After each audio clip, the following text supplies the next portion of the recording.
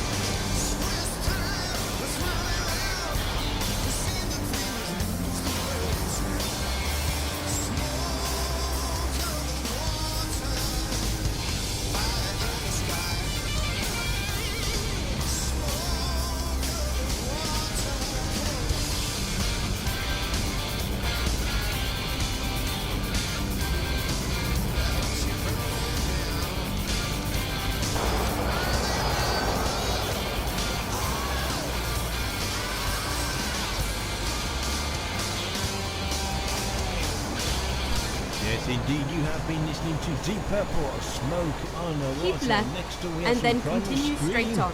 and Rocks. Go straight on.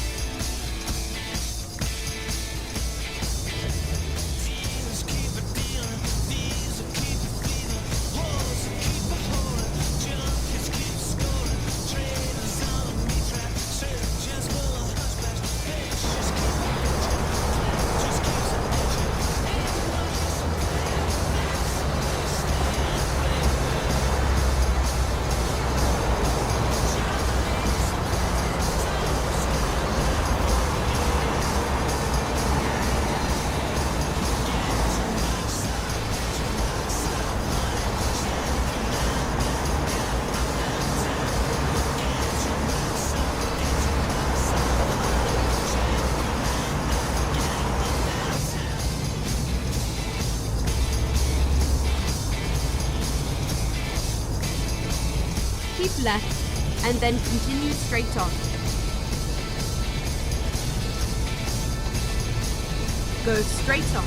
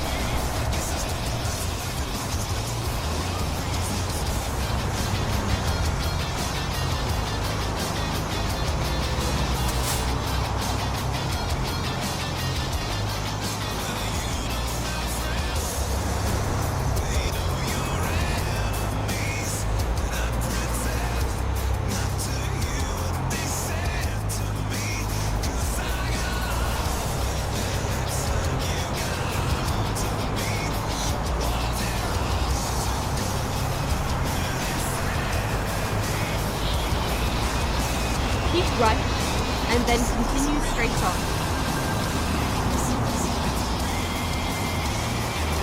Go straight on.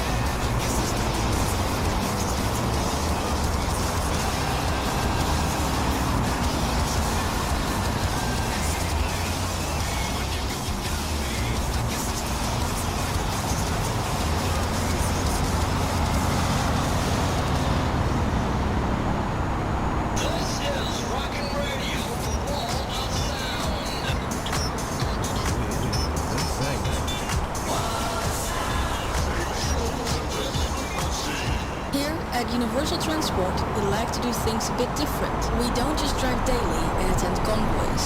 We also offer personal and helpful guidance. Trouble reversing or other driving hiccups? No problem.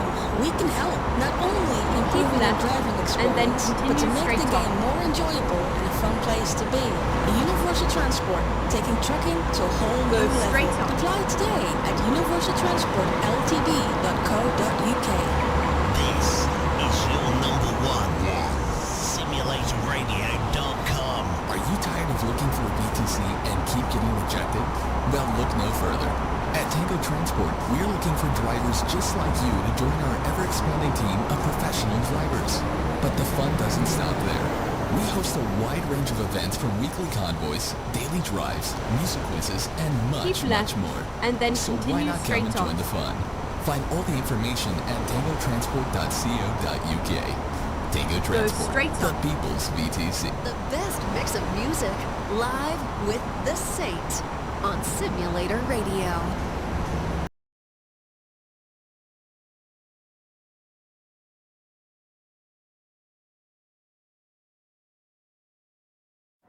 You, John Fitzgerald Kennedy, do solemnly swear I, John Fitzgerald Kennedy, do solemnly swear that you will faithfully execute the office of President of the United States that I will faithfully execute the office of President of the United States and will, to the best of your ability, and will, to the best of my ability, preserve, protect, and defend the Constitution of the United States. preserve, protect, and defend the Constitution of the United States. So help you God. So help me God.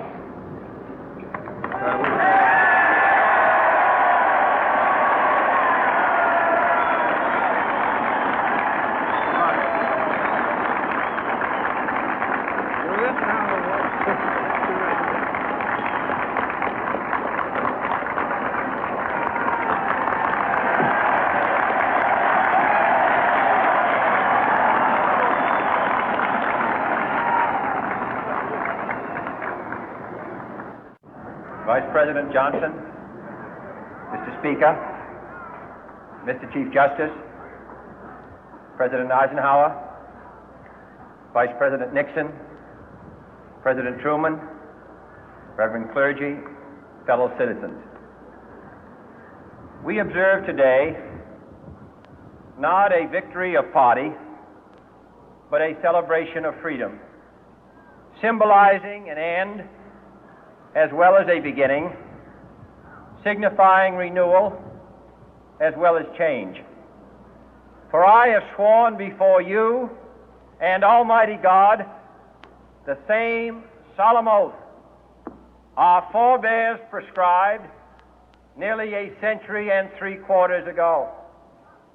The world is very different now, for man holds in his mortal hands the power to abolish all forms of human poverty and all forms of human life.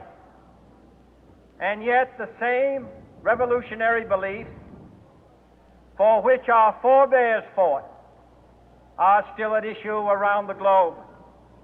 The belief that the rights of man come not from the generosity of the state, but from the hand of God. We dare not forget today that we are the heirs of that first revolution.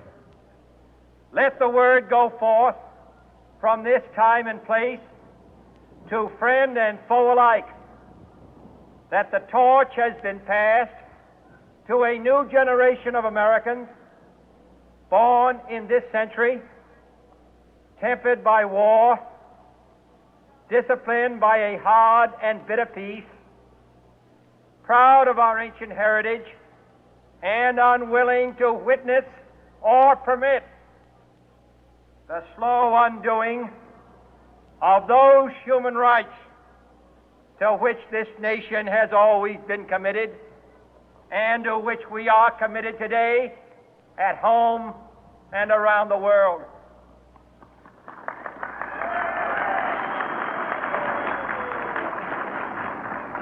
Let every nation know, whether it wishes us well or ill, that we shall pay any price, bear any burden, meet any hardship, support any friend, oppose any foe to assure the survival and the success of liberty.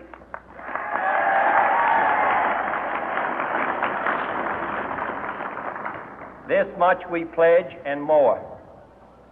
To those old allies whose cultural and spiritual origins we share, we pledge the loyalty of faithful friends. United, there is little we cannot do in a host of cooperative ventures. Divided, there is little we can do, for we dare not meet a powerful challenge at odds and split asunder.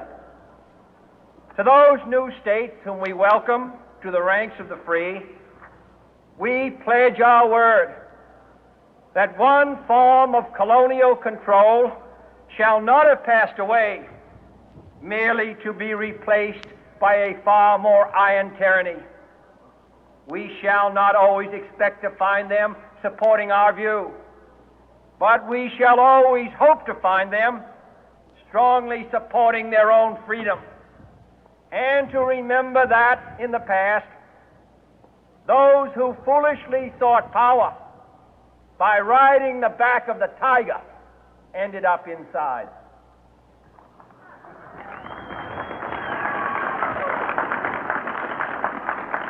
To those people in the huts and villages of half the globe struggling to break the bonds of mass misery, we pledge our best efforts to help them help themselves for whatever period is required, not because the communists may be doing it, not because we seek their votes, but because it is right. If a free society cannot help the many who are poor, it cannot save the few who are rich.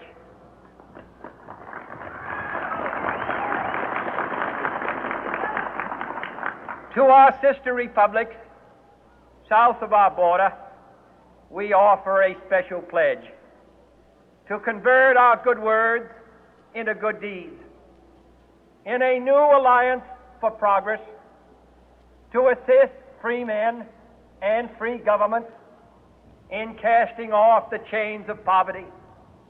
But this peaceful revolution of hope cannot become the prey of hostile powers. let all our neighbors know that we shall join with them to oppose aggression or subversion anywhere in the Americas. And let every other power know that this hemisphere intends to remain the master of its own house.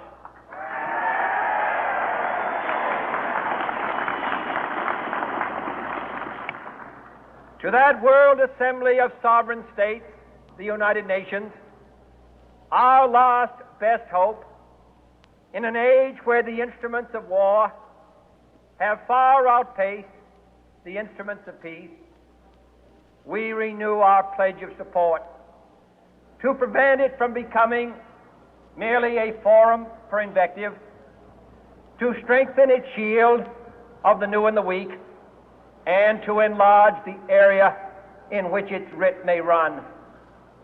Finally, to those nations who would make themselves our adversary, we offer not a pledge, but a request that both sides begin anew the quest for peace.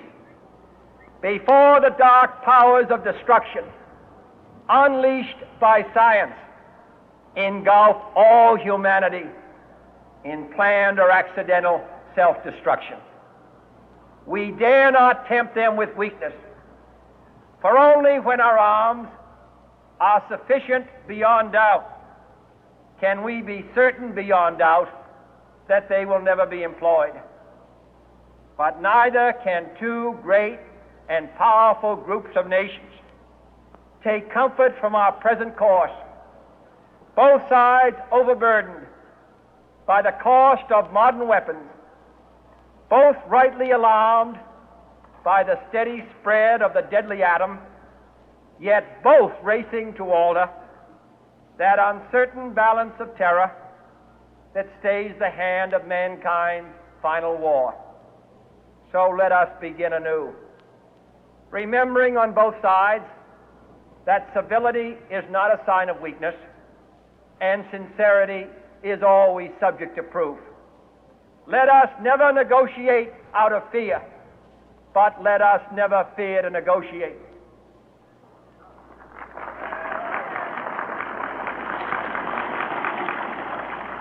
Let both sides explore what problems unite us, instead of belaboring those problems which divide us. Let both sides, for the first time, formulate serious and precise proposals for the inspection and control of arms, and bring the absolute power to destroy other nations under the absolute control of all nations.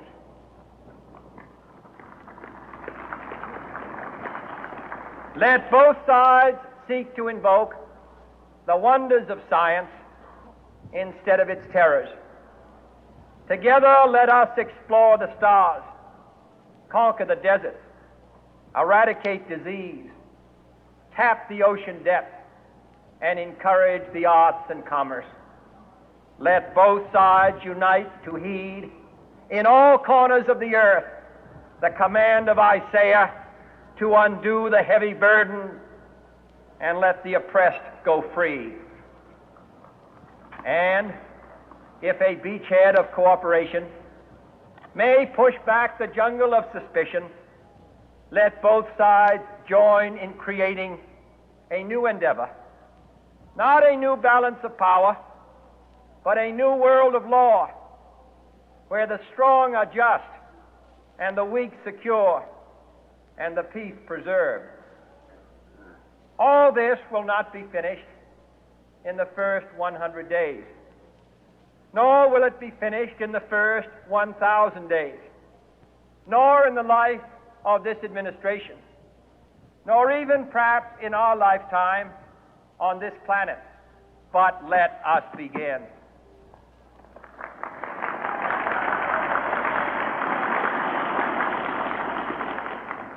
In your hands, my fellow citizens, more than mine, will rest the final success or failure of our course. Since this country was founded, each generation of Americans has been summoned to give testimony to its national loyalty. The graves of young Americans who answered the call to service surround the globe. Now the trumpet summons us again, not as a call to bear arms, though arms we need, not as a call to battle, though in battle we are, but a call to bear the burden of a long twilight struggle, year in and year out, rejoicing in hope, patient in tribulation, a struggle against the common enemies of man, tyranny, poverty, disease, and war itself. Can we forge against these enemies a grand and global alliance, north and south, east and west, that can assure a more fruitful life for all mankind? Will you join in that historic effort?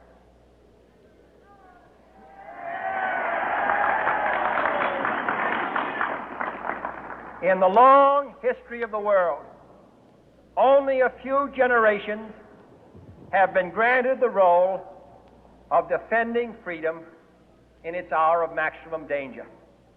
I do not shrink from this responsibility. I welcome it.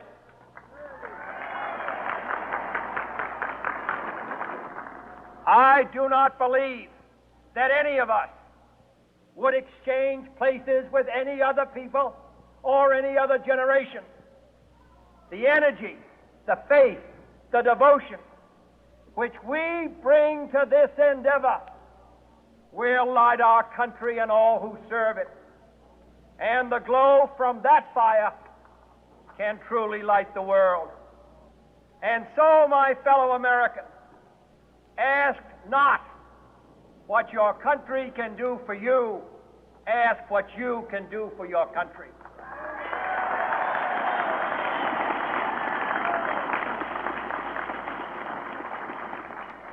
My fellow citizens of the world, ask not what America will do for you, but what together we can do for the freedom of man.